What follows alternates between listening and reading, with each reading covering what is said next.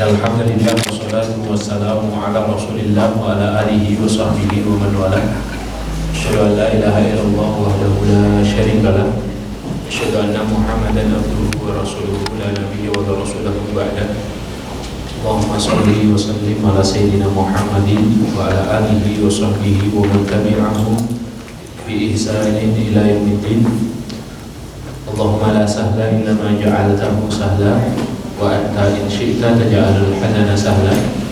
Rabbi shrah li sadri wa yassir li amri wahlul 'uqdatam min lisani yafqahu qawli. Allahumma la taj'al musibatana fi dinina wa la taj'alid dunya akbar hammina wa la mablagha ilmina. Allahumma 'allimna ma yanfa'una wanfa'na bima 'allamtana wa zidna 'ilma wa jannibna ma yadurruna fi dinina wa dunyana ya arhamar rahimin. Ya Hayyu ya Qayyum bi rahmatika nastaghith aslih lana syu'unana kullaha wa la taqilna ila anfusina tarfata 'ainin. Amma ba'du, ma'asyiral hadirin jamaah Masjid Al-Hidayah yang dimuliakan Allah Ta'ala. Alhamdulillahirabbil alamin. Syukur kita kepada Allah Subhanahu wa taala atas semua nikmat dan karunia yang Allah sempurnakan dan Allah limpah-ruahkan dalam kehidupan kita. Pada kesempatan malam hari ini Allah kembali mengizinkan kita, mentakdirkan kita dan meridhoi kita untuk bisa hadir bermajlis ilmu di majlis yang semoga senantiasa selalu dalam lapis-lapis keberkahan dari Allah ini. Kita berdoa kepada Allah semoga Allah melimpahkan kepada kita ilmu yang bermanfaat dan Allah menjauhkan kita dari ilmu yang tidak bermanfaat. Kita juga berdoa kepada Allah Subhanahu wa taala semoga setiap usaha kita menuju tempat ini, setiap tapaknya bernilai pahala di sisi Allah Subhanahu wa taala. Setiap langkahnya menghapuskan dosa dan memudahkan jalan kita menuju surga. Salat dan salam semoga senantiasa tercurah limpahkan untuk Nabi kita Muhammad sallallahu alaihi wasallam, para keluarga, para sahabat, para tabi'in, para tabi'ut tabi'in dan orang-orang yang senantiasa berusaha istiqomah di atas jalan kebenaran.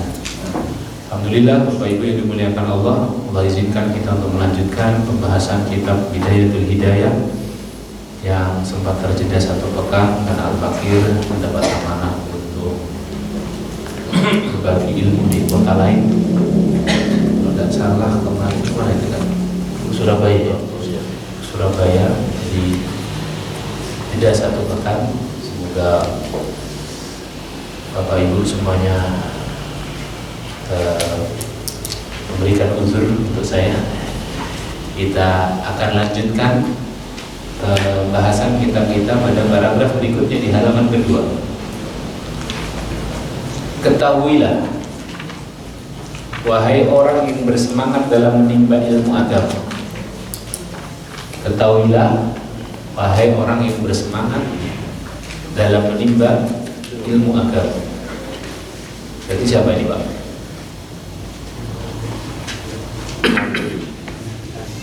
Kita semua ini ya, yang meluangkan waktu untuk duduk sejenak, membawa kitab dari rumah ya, menaruh kitabnya di atas meja ya, menyimak pelan-pelan kata per kata, kalimat per kalimat para ulama yang mewariskan ilmunya kepada kita. Ini nasihat khusus untuk kita. Ketahuilah wahai orang yang bersemangat dalam menimba ilmu agama, i'lam ayyuhal haris, yang terlihat dari dirinya kesungguhan cinta dan tingginya dahaga kepada pengetahuan agama. Tambah lagi sama beliau, tidak hanya semangat, tapi juga nampak darinya kesungguhan cinta dan tingginya dahaga, hausnya kepada pengetahuan agama. Ketahuilah bahwa jika engkau di dalam mencari ilmu memiliki tujuan untuk bersombong, merasa lebih baik daripada orang lain, mencari pujian di hadapan manusia, dan mengumpulkan materi dunia dengan memperalat ilmu agama untuk kepentingan nafsu belaka, maka sungguh engkau telah melangkah dalam menghancurkan agamamu. Keras ini hadir. Merusak jati dirimu dan menjual akhiratmu demi duniamu. Jadi wanti-wanti beliau yang pertama untuk para penuntut ilmu adalah jangan sampai ilmu kita bertambah ilmu, bertambah sombong, bertambah ilmu, bertambah sombong, mudah merendahkan orang. Harusnya kaidahnya Bapak Ibu, ar-rajulu idza tasa'a ilmuhu ittasa'a sadruhu. Seorang jika berlapang ilmunya, semakin luas ilmunya, semakin luas pula dadanya, semakin lapang juga dadanya. Seharusnya bertambah ilmu, bertambah mudah memberi uzur, bertambah mudah memaklumi saudara kita yang belum tahu, bertambah mudah kita mencarikan alasan saudara kita yang masih salah. Dalam kaidah yang lain para ulama mengatakan ar-rajulu idza tasa'a ilmuhu qalla khilafuhu ma'an nas. Seseorang itu jika bertambah ilmunya, berkuranglah perselisihannya dengan manusia. Ya, tidak gampang merendahkan, tidak gampang merasa lebih, ya. Makanya dalam dunia ilmu itu, hadirin yang muliakan Allah, barakallahu fikum, dalam dunia ilmu itu dikenal sebuah kaidah bahwa orang yang menuntut ilmu, ya, orang yang menuntut ilmu itu dikenal para ulama selalu mengalami 3 tahap, ya, selalu mengalami 3 asbar. 3 asbar itu apa? Shibr itu segini, 1, 2, 3, ya. Shibr pertama, asyibrul awal, tahap pertama, orang itu ketika dia menuntut ilmu, tahap pertamanya memang sombong dulu. Jadi kalau ada orang yang punya ilmu kemudian efeknya sombong, ini dia baru pemula nih, gampang ciri nih, ya. Karena kalau tambah ilmu kok tambah kemaki, tambah ilmu kok tambah bertantang petenteng, tambah ilmu kok tambah nyingkut kanan nyingkut kiri, tambah ilmu dikit-dikit bid'ah, kafir, ya, kayak gini. Ini pemula jelas. Karena ilmu harusnya nggak begitu, tapi memang sering kali tahapnya begitu. Syibrul awal itu sombong, takabur. Kalau sudah sampai tahap kedua, ya, Ibnu Jamaah menyebutkan kaidah ini dalam kitabnya Tadhkiratus Sami. Tahap keduanya tawadhu. Nah, kalau ilmu sudah sampai membuat kita tawadhu, merendah, ya. Tawadhu itu, hakikat tawadhu itu sebenarnya satu, lihat orang lain kemudian kita berkata dalam hati kita, huwa khairun minni, orang ini lebih baik dari saya. Itu tawadhu hakikat.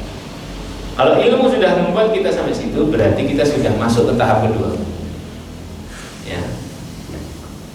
Tahap puncaknya seorang berilmu itu di jangkah ketiga, asyibrul tsalits. Apa? Orang kalau sudah mengalami fase takabur, mengalami fase tawadhu, yang ketiga ini puncaknya orang ahli ilmu. Semakin dia menuntut ilmu, semakin alima annahu lam ya'lam, semakin dia sadar bahwa dia masih bodoh, merasa bodoh. Maka Imam Syafi'i bilang, ya, proses yang benar dalam menuntut ilmu itu semakin banyak ilmu, semakin kita merasa bodoh. Proses yang salah kebalikannya. Kalau kita tambah ilmu kok tambah kemeletek, bahasa kita zaman kita ini, tambah ilmu kok tambah kemaki, tambah ilmu kok tambah petantang petenteng, pasti ada proses yang salah. Proses yang salah apa? bisa salah pilih guru, bisa salah milih ilmu. Memang ilmu yang diajarkan bukan ilmu. Berapa banyak majelis ilmu tapi tidak mengajarkan ilmu, majelis ilmu tapi menjelekkan golongan, bungkusnya majelis ilmu tapi merendahkan orang lain, membuka aib. Ada kan majelis ilmu yang semacam itu? Itu bukan majelis ilmu, itu majelis ghibah namanya, ya. Nah, bisa jadi dia salah cari majelis, atau ilmunya tidak salah, majelisnya tidak salah, ya. Gurunya tidak salah, majelisnya tidak salah, ilmunya tidak salah, tapi apa? Niatnya yang salah. Dia datang ke majelis ilmu mencari pembenaran. Mencari apa? Pembenaran. Ya. Saya sampai mengklasifikasikan jamaah yang datang ke pendopo iman untuk berkonsultasi itu jadi 3 klasifikasi. Kan banyak jamaah yang konsultasi keluarga, konsultasi muamalah. Ada jamaah kontraktor di Bali datang ke rumah sama istrinya karena istrinya gelisah. Suaminya kontraktor di Bali, sementara hari ini Bali itu sering sekali bangun villa-villa, kontrak investornya investor luar negeri, tapi villanya untuk yang nggak kena-kena. Nah, ada kayak gitu tuh.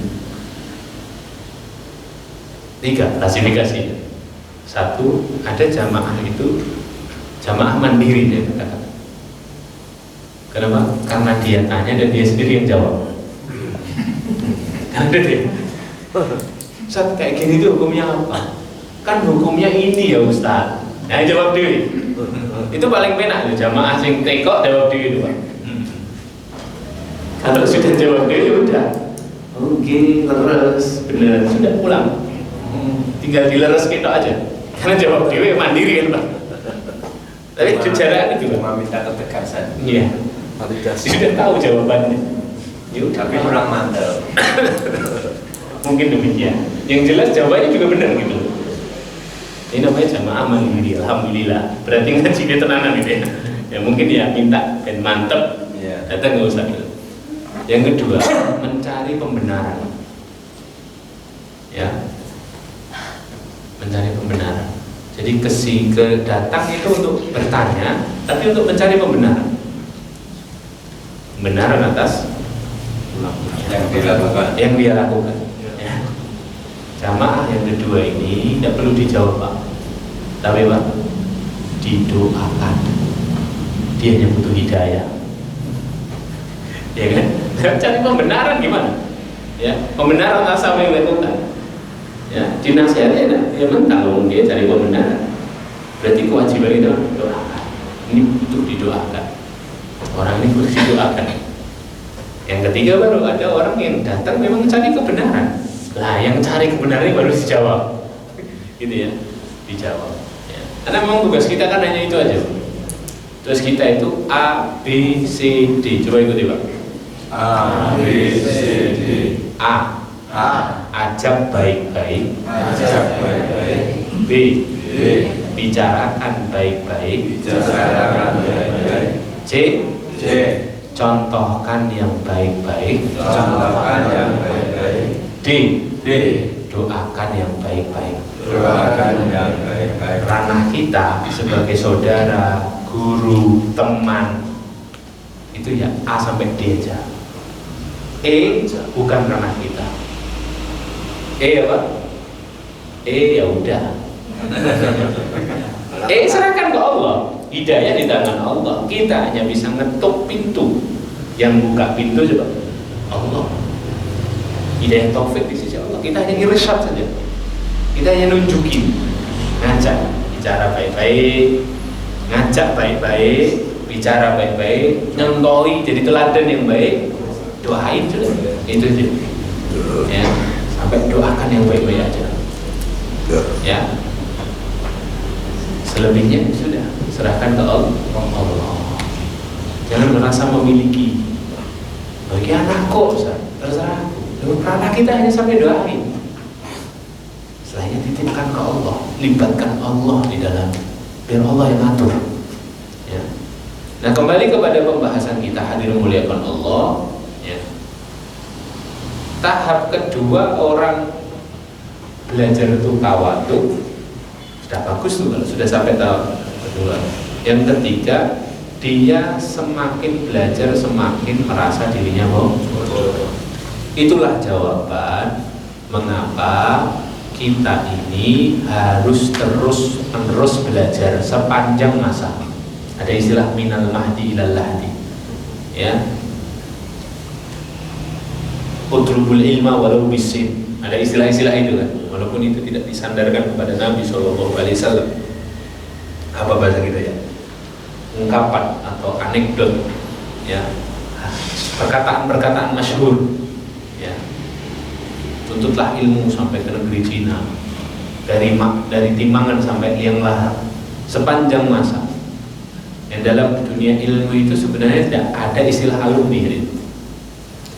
Alumni itu tidak ada. Alumni itu artinya apa? Dalam KBBI saya buka, alumni itu artinya telah mengikuti atau tamat dari sekolah. Kalau alumni berarti berhenti belajar. Makanya untuk ilmu itu bukan alumni, tapi apa? Pejuang ilmu. Karena dia terus akan berjuang sepanjang hidupnya. Tidak ada kata terlambat, Pak. Dan kalaupun kita merasa terlambat, tetap terlambat itu lebih baik daripada tidak sama sekali. Dan alhamdulillah. Menurut saya sebelumnya Bapak Ibu, ini buku yang kita pegang ini buku untuk aku tadi jangan malu ya. Ini buku untuk kurikulum santri SD di pondok-pondok tradisional. Bidaya. Ya, kalau masuk ke pondok-pondok Salafiyah, pondok-pondok Jawa Timur, ini bukunya. Kita belum selesai, baru halaman 2. Tapi nggak ada kata malu dalam belajar kan? Ya udah, mending telat daripada tidak kan gitu. Ya, alhamdulillah. Nah, pertanyaannya mengapa kita harus belajar sepanjang masa? Satu, para ulama bilang mengapa ya belajar itu sepanjang masa? Satu, karena kebodohan itu merusak. Itu jawabannya. Jadi kalau nanti ditanya mau datang ngaji, jawabannya tegas.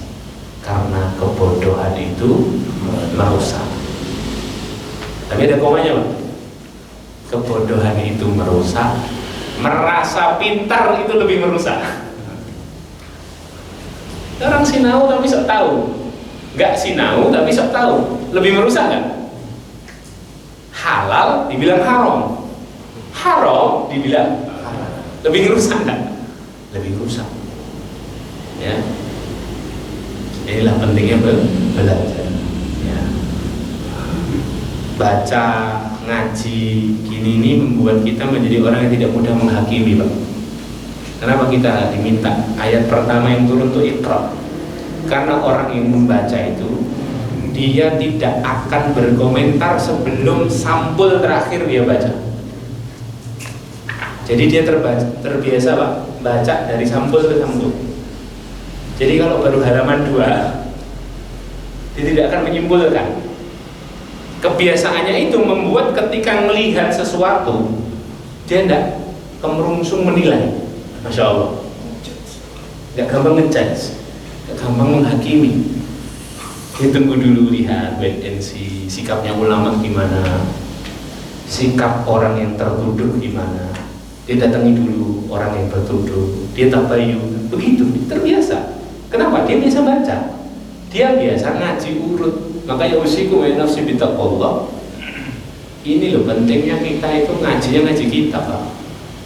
Walaupun yang tadi kitab kurikulum SD tidak apa-apa. Kenapa ngaji kitab itu urut, Pak? Loh, berarti tidak usah ngaji tematik, Ustaz. Ngaji tematik itu untuk nyemangati kita biar kita semangat ngaji kitab. Datang dai nasional ke kota kita misalnya, Ustaz Abdul Somad datang, Ustaz Das'at Latif, Ustaz Adi Hidayat, Ustaz kita ya, Masya Allah, ulama-ulama yang mulia. Tidak boleh tak berhenti, boleh datang untuk nyemangati kita agar semakin sungguh-sungguh belajar. Tapi kalau model ngaji kita berpindah dari tematik ke tematik, sepotong-potong dapatnya. tidak utuh dan tidak belajar sabar. Ngaji kita Pak, ngapunten. Ini baru halaman kedua ya. Nanti ada fase-fase ngaji kita tuh bosen nih Pak. Nah, harus tahu ini. Tapi kan harus dilewati. Nah, itu ngajari kita sabar. Ya. Orang yang biasa ngaji, orang yang biasa baca itu tidak akan menunda mengambil kesimpulan. Dia akan menunda mengambil kesimpulan sampai halaman terakhir selesai dibaca. Nah itu gak gampang nyimpulkan, gak gampang menghakimi. Itu alasan pertama mengapa kita ini harus terus ngaji, terus belajar. Alasan yang kedua, kenapa kita harus belajar sepanjang masa? Yang kedua, biar kita terjaga dari sikap sombong. Karena kalau belajarnya cuma sebentar, fase jengkalnya itu fase takabur itu mati. Lu kalau belajar terus, tawadhu sampai merasa bodoh, itu penting. Ya. Semakin merasa bodoh, salah satu asbar, 3 langkah deh. Ya. Alasan yang ketiga, kenapa kita harus terus belajar sepanjang masa? Para ulama bilang itu tanda syukur kita atas nikmat akal yang Allah berikan. Ini semua anggota badan kan perlu disyukuri kan Pak. Nah, cara mensyukuri akal itu dengan belajar. Karena kalau nggak dipakai belajar ini agak tumpul Pak akal kita. Ya, harus dilatih terus mikir, dilatih terus apa? Baca, dilatih terus dengarkan. Masya Allah. Ya, itu alasan ketiga. Alasannya 4, mengapa kita harus jadi pejuang ilmu, belajar sepanjang masa. Yang terakhir, belajar itu membuat kita memiliki furqan. Apa furqan? Pembeda. Bisa bedain mana yang boleh, mana yang tidak boleh. Penting kan? Penting, kalau tidak tersesat kita hadir. Mana yang halal, mana yang haram, mana yang hak, mana yang batil, mana yang menguntungkan dunia akhirat, mana yang merugikan dunia akhirat. Ya. Ditambah lagi kita hidup di akhir zaman. Antara yang benar dan terlihat benar sama, hampir sama. Antara yang salah dan yang terlihat salah hampir sama. Benar dan salah abu-abu hari ini hadir. Kalau kita tidak dituntut ilmu, siapa yang menuntut kita? Sementara kita tahu surga itu syaratnya ilmu. Surga itu tujuan. Kita tidak akan sampai tujuan tanpa jalan kan? Lah jalan menuju surga itu dibutuhkan ilmu hadirin. Ya. Kayak manusia itu harus selalu bersama ilmu. Itu paket tuh hadirin. Manusia ilmu. Tidak boleh hendak. Manusia tanpa ilmu pasti tersesat, pasti linglung, pasti bingungan, pasti mudah menghakimi, pasti merusak. Bahaya, merusak, bodoh merusak, ngerosok pintar lebih merusak gitu kan. Ada dia tidak punya ilmunya, waliyadzubillah. Makanya harusnya hadirin, ilmu itu membuat seseorang tidak mudah sombong. Wanti-wanti beliau pertama di paragraf setelah hamdalah dan sholawat. Coba bayangkan. Artinya apa ini?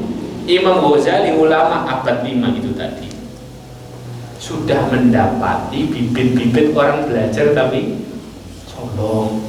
Ya.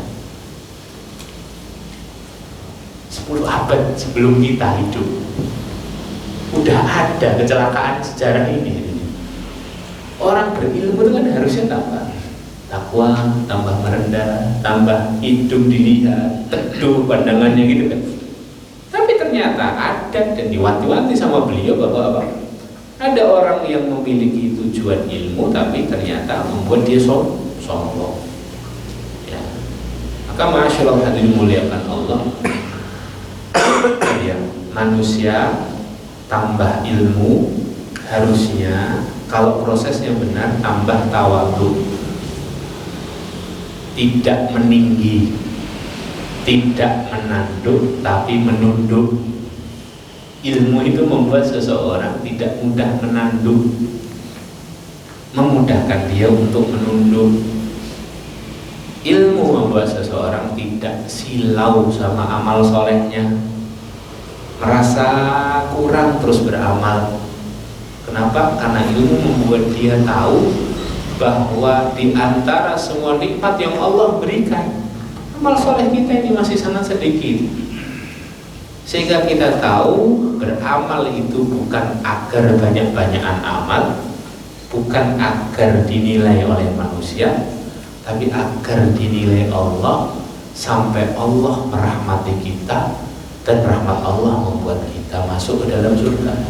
Ya orang berilmu yang tahu begitu kaidah. Ada kisah Pak dalam kitab Ihya Ulumuddin di bab Mahdu Rahmati Rabbil Alamin, murni rahmatnya Allah Subhanahu wa ta'ala. Imam Ghazali bilang, kitab yang lain, kitab beliau yang lain yang lebih tebal dan masterpiece-nya beliau. Ada seorang yang diizinkan dan dipersilahkan Allah masuk surga. Dia membawa amalan soleh 400 tahun. Umurnya mungkin tidak 400 tahun Pak. Umurnya mungkin sama kayak umur kita 50, 60, 70. Tapi dia ini punya amalan dihitung kayak orang beramal 400 tahun. Berarti jariahnya banyak, kebaikannya banyak, kiprah jasanya untuk dakwah, untuk Islam banyak, kira-kira gitu. Terus Allah bilang begini di depan surga, orang ini sudah selamat dari sirat, udah ke haudnya Rasulullah, telah kayak Rasul, sudah siap masuk surga. Kemudian Allah bilang begini, udkhulil jannata bi rahmati. Fulan, masuk kamu ke dalam surga dengan rahmatku. Orang ini agak bingung, ya Allah, amalanku segini banyak, aku masuk surga dengan amalan, dengan rahmatmu. Bukankah kau masukkan aku ke dalam surga dengan amalanku 400 tahun ini? Bingung. Kok saya masuk surga ini karena rahmatmu ya Allah? Kok tidak karena amalan aku? Aku banyak kayak gini. Kemudian Allah merintahkan malaikatnya, malaikatku ambil timbangan. Ini timbangan yang di yaumil mizan diambil. Timbang amalnya 400 tahun dengan nikmat penglihatan yang aku berikan selama hidupnya. Nikmat mata ya, ini loh mata kita ini ditimbang sama malaikat. Nikmat mata, nikmat penglihatan selama 400 tahun. Pas ditimbang Pak, tak jomplang, mumbul ini 400 tahun, gak imbang belas. Ngelihat sendiri si hamba ini, wah ternyata selama ini amalannya itu tidak ada apa-apanya sama nikmat-nikmat yang Allah berikan dalam hidupnya non-stop 24 jam, tidak berhenti sepanjang hayatnya. Dredeg hamba ini tadi. Kemudian dia bilang kepada Allah, ya Rabbi adkhilnil jannata bi rahmatik. Ya Allah, kapok ya Allah, masukkan aku ke surga dengan rahmatmu aja ya Allah. Nah, orang berilmu tahu, dia terus tidak bosan beramal. Karena apa? Dia tahu diri nikmatnya Allah terlalu banyak. Nanti disebutkan di halaman berapa nanti kita akan dapati Imam Ghazali bilang, kalau ada hamba dikasih nikmat, kok dia gunakan nikmat itu untuk bermaksiat kepada Allah, maka sungguh hamba ini adalah hamba yang pengkhianat. Dia berkhianat kepada Allah. Nih, berkhianat sama manusia ini, berkhianat sama manusia aja itu sudah fatal, apalagi mengkhianati Allah. Dikasih fasilitas hidup tapi digunakan untuk maksiat, bukan untuk taat. Maka orang yang berilmu adalah orang yang tawadhu. Orang yang berilmu tidak mudah silau dengan amal soleh. Orang yang berilmu selalu merasa kurang dalam beramal.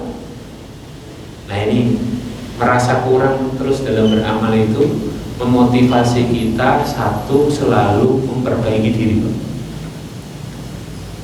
Makanya jangan selalu bilang, jangan mudah bilang saya sudah beramal. Kata sudah ini harus dicoret dari kamus kita. saya sedang terus-menerus berusaha beramal. Satu, membuat kita semakin semangat memperbaiki diri.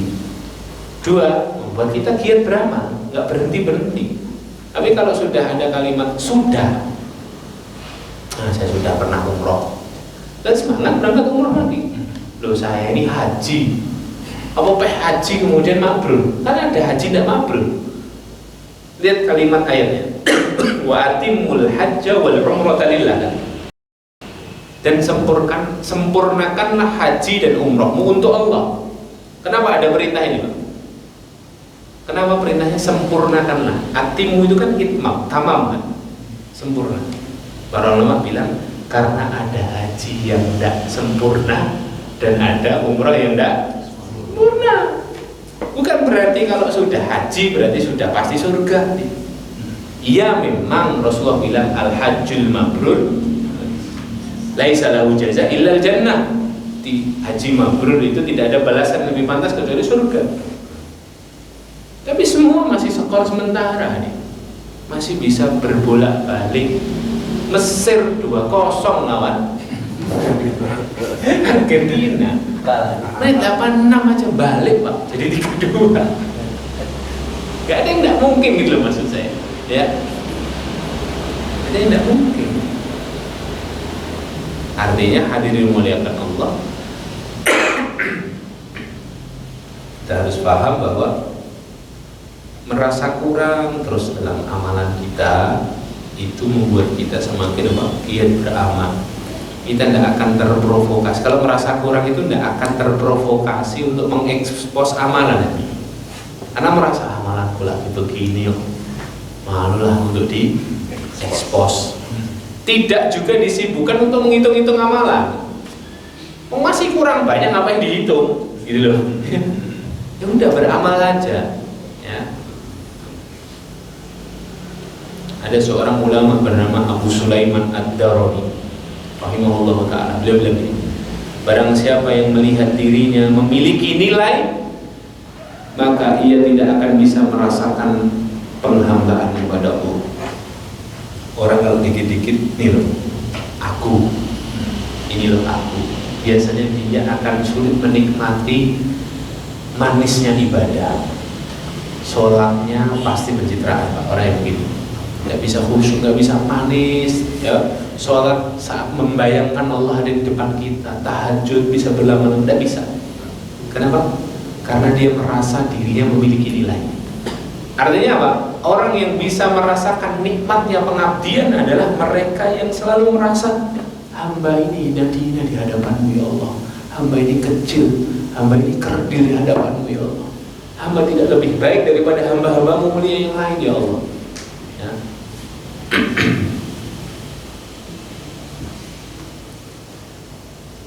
Tapi para ulama bilang tawadhu itu juga bukan menampilkan kerendahan dan kesengsaraan, Pak. Nah ini harus imbang ya. Merasa kurang iya, tapi bukan juga diartikan tawadhu itu menampilkan kesengsaraan, menampilkan kerendahan. Justru tawadhu itu menjaga kemuliaan diri di hadapan Allah Subhanahu wa taala. Karena kalau terlalu sombong, terlalu menilai, terlalu mengaku aku, itu sebenarnya dia merendahkan diri. Ya. Nanti salah satu dosa lisan, nanti kalau kita sudah sampai lisan, kita akan dapati salah satu dosa lisan itu mengaku aku, memuji diri sendiri. Sampai Imam Ghazali bilang gini, ada waktunya ini sepil saja sedikit. Imam Ghazali itu bilang gini,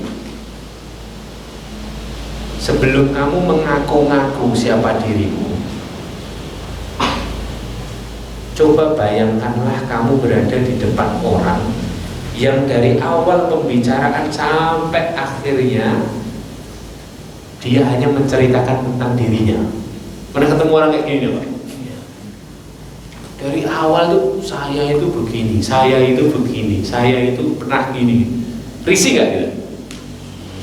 Risih, males. Dengerinnya itu kan kayak terpaksa ya, paling tepat. Kayak apa tuh ini? Gak wis gitu. Nah, kata Imam Ghazali, ketika kamu mengaku-ngaku, orang yang dengarkan juga merasakan hal yang sama gitu.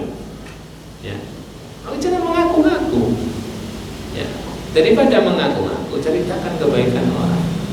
Ya, ceritakan kebaikan orang, doakan. Ya, keutamaan orang lain, agar orang lain yang mendengarnya meneladaninya. Ya, ada dua hal yang harus diingat. Dan ada dua hal yang harus segera dilupakan. Apa yang harus diingat? Kebaikan orang lain kepada kita, keburukan kita kepada orang lain. Diingat. Kebaikan orang lain kepada kita, kita ingat biar bisa kita balas, biar kita bisa meladani. Keburukan kita kepada orang lain, kita ingat biar tidak kita ulangi ke orang yang lain lagi. Itu dua hal yang harus diingat, dua hal yang harus dilupakan. Kebaikan kita kepada orang, tidak usah diungkit-ungkit, segera lupakan. 2L, lakukan, lupakan. Itu kaidah berapa tuh? 2L, lakukan, lupakan. Apalagi yang perlu dilupakan? Keburukan orang lain ke kita. Sudahlah, namanya orang, manusia, kita juga manusia. Kata Ibnu Asad atau ilah, manusia itu benernya aja salah, apalagi salah. Dengan tiang bener itu ada yang nyalahkan. Nggak usah kita, Allah aja ada yang menfitnah kan. Allah, Rabbul Izzati, Rabbul Alamin, ada yang menfitnah punya anak. Gimana ceritanya Allah punya anak? Kalau kita menuduh Allah punya anak, berarti satu, kita menuduh Allah lemah. Karena tidak ada orang tua yang tega sama anaknya kan? Ya kan? Gak tega kan orang tua itu. Masa nakal, beling-belingnya anak kita, tetap kita sayang sama anak kita. Tetap berusaha menolong dia, berusaha carikan solusi. Berarti kita nuduh Allah lemah. Kalau kita nuduh Allah punya anak, kata para ulama, berarti kita nuduh Allah tidak adil. Kenapa tidak adil? Karena tidak ada orang tua yang tidak lebih sayang kecuali ke anaknya dulu. Ada banyak anak nih. Ada anak jenengan satu di situ. Siapa yang didulukan? Anak kita dulu. Allah pilih kasih berarti. Loh, Allah aja difitnah, apalagi kita gitu loh maksudnya. Ya. Ini manusia itu benernya aja salah, apalagi salahnya. Ya.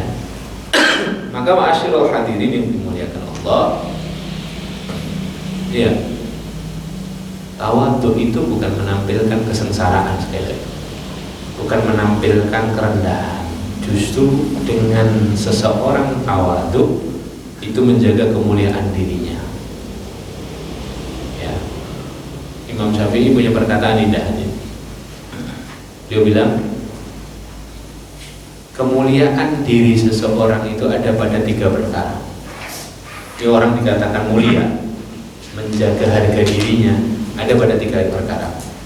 1, ia menyembunyikan kefakirannya hingga orang lain tahu atau orang lain menyangka bahwa dirinya berkecukupan. Dia fakir, dia kurang, tapi tidak minta-minta, tidak nampilkan penderitaan, biasa aja. Sampai orang itu nyangka diri cukup. Wah, itu mulia dirinya. Kalau mulia dirinya pasti dimuliakan sama Allah. 2, dia menyembunyikan amarahnya hingga orang lain menyangka bahwa dia ridho. Wajah tenang sama orang ini, kalau melihat itu gak tahan lihat, tapi dia masih bisa senyum. Wah, orang mulia itu begitu.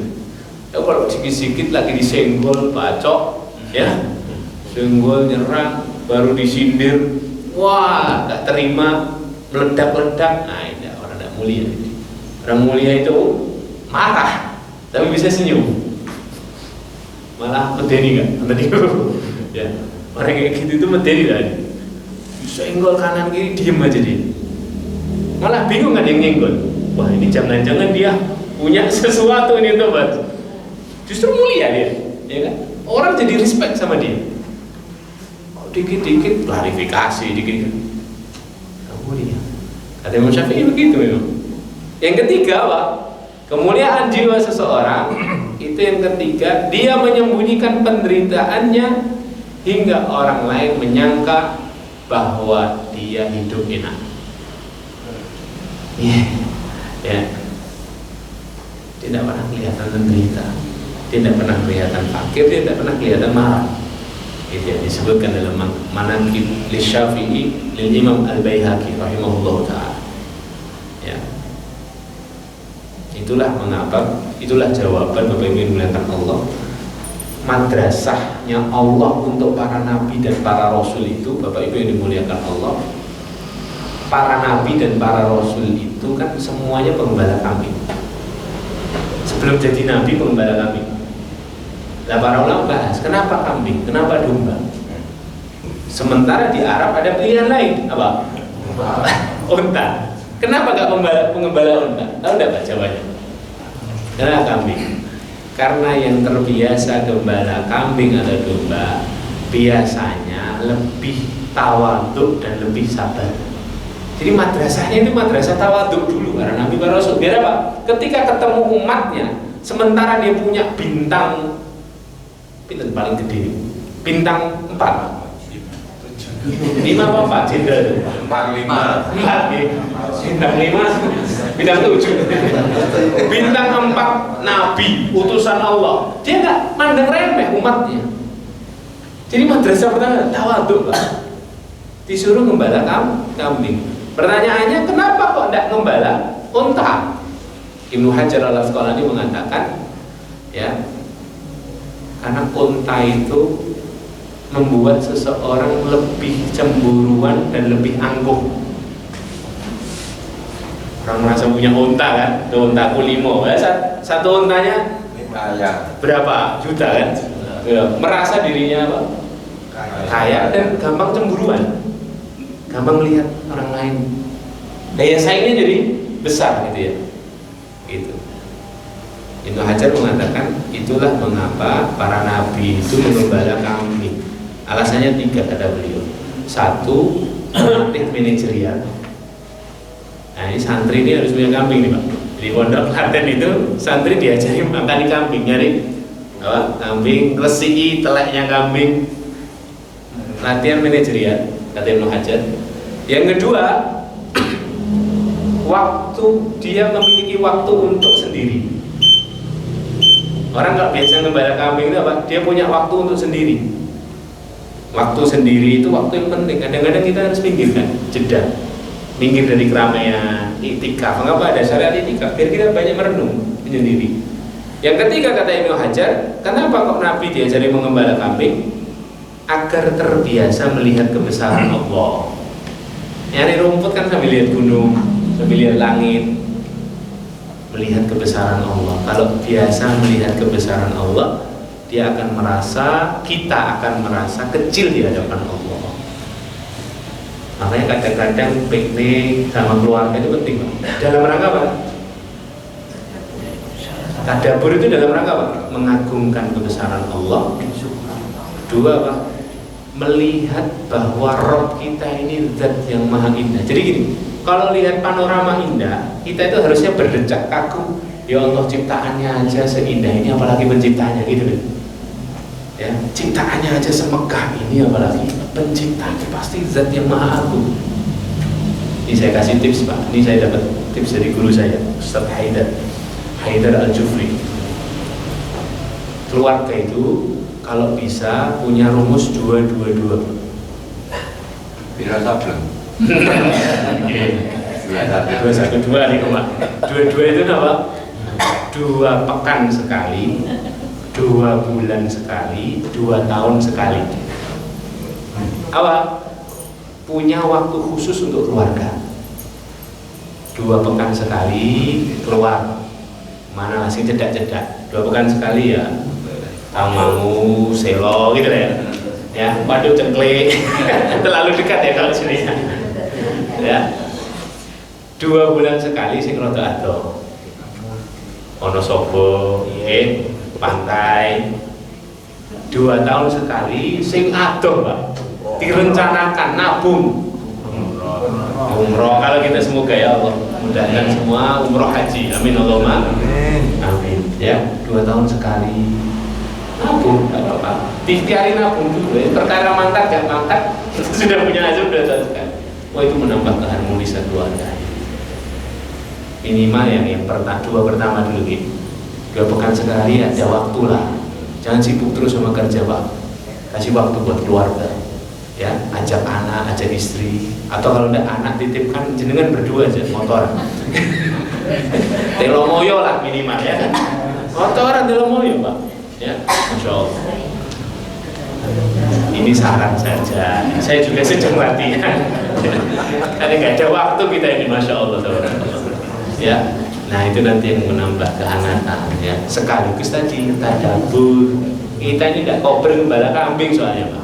Jadi kita melihat kebesaran Allahnya lewat apa? Piknik, ya, refreshing. Allahu a'lam bishawab. Jazakumullah khair. Jadi dulu nih. 1 paragraf kita nambah lagi. Ya, kita ini memang mengajar sabar gitu. Belajar kitab itu belajar sabar juga gitu. Biar gak gampang menghakimi. Wallahu a'lam bishawab. Kita tutup dengan bacaan hamdalah dan kafaratul majlis. Alhamdulillah. Asyhadu an la ilaha